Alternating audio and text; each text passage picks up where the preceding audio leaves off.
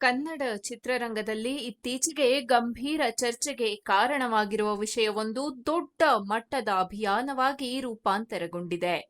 ಸಾರ್ವಜನಿಕ ಕಾರ್ಯಕ್ರಮಗಳಲ್ಲಿ ಮಹಿಳಾ ಕಲಾವಿದರ ಫೋಟೋ ಮತ್ತು ವಿಡಿಯೋಗಳನ್ನ ಅಸಭ್ಯ ಕೋನಗಳಿಂದ ಚಿತ್ರೀಕರಿಸಿ ಅವುಗಳನ್ನ ಸೋಷಿಯಲ್ ಮೀಡಿಯಾದಲ್ಲಿ ಝೂಮ್ ಮಾಡಿ ಹರಿಬಿಡುವ ಪ್ರವೃತ್ತಿಗೆ ವಿರುದ್ಧವಾಗಿ ಈಗ ತಾರೆಯರು ಒಟ್ಟಾಗಿ ನಿಂತಿದ್ದಾರೆ.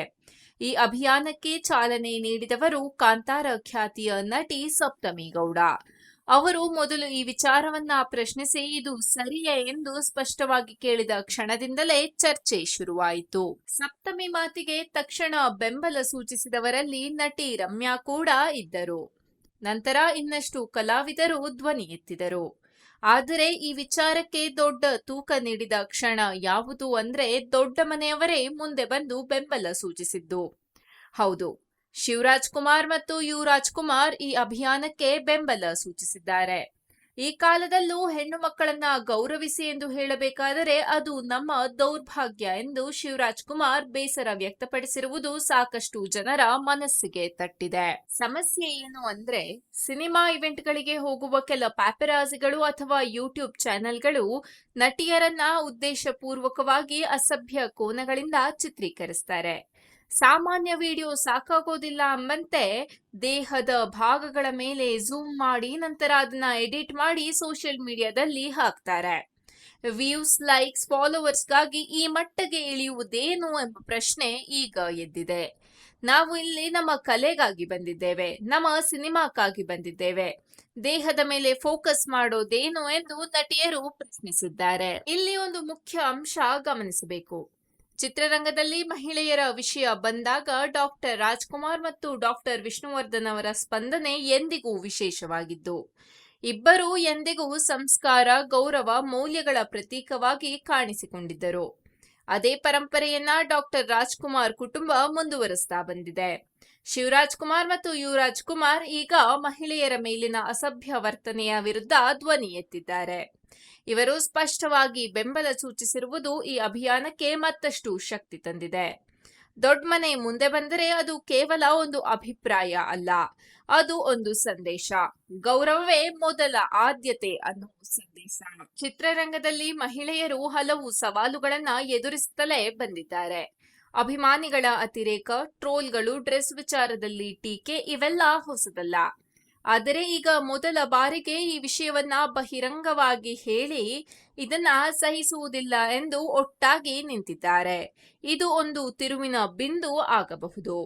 ಸಪ್ತಮಿ ಗೌಡ ಆರಂಭಿಸಿದ ಈ ಧ್ವನಿ ರಮ್ಯಾ ಬೆಂಬಲದಿಂದ ಬಲ ಪಡೆದು ಶಿವರಾಜ್ ಕುಮಾರ್ ಮತ್ತು ಯುವರಾಜ್ ಕುಮಾರ್ ಬೆಂಬಲದಿಂದ ದೊಡ್ಡ ಮಟ್ಟದ ಚಳುವಳಿಯಾಗಿ ರೂಪಾಂತರಗೊಳ್ಳುತ್ತಿದೆ.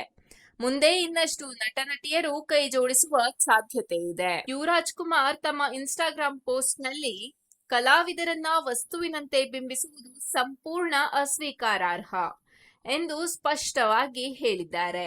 ಇದು ಕೇವಲ ಕೆಲವರ ಸಮಸ್ಯೆಯಲ್ಲ, ಚಿತ್ರರಂಗದಲ್ಲಿರುವ ಎಲ್ಲಾ ಮಹಿಳೆಯರ ಗೌರವದ ವಿಚಾರ ಎಂದು ಅವರು ಹೇಳಿದ್ದಾರೆ.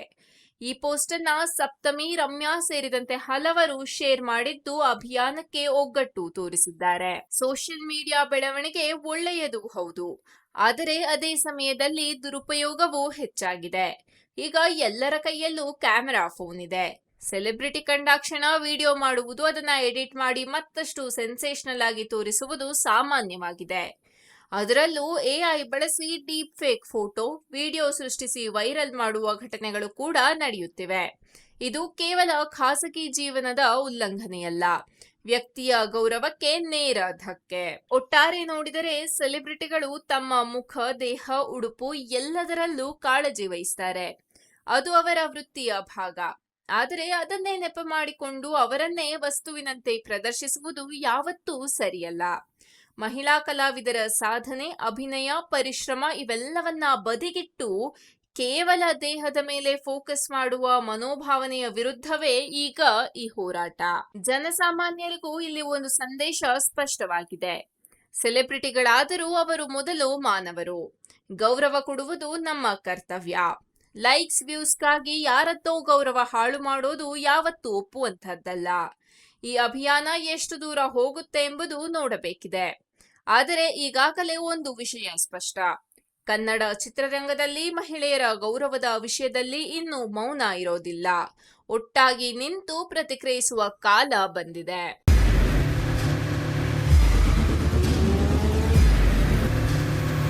ಪ್ರಜಾಮಾರ್ಗ ನ್ಯೂಸ್, ಇದು ಜನಸಾಮಾನ್ಯರ ಧ್ವನಿ.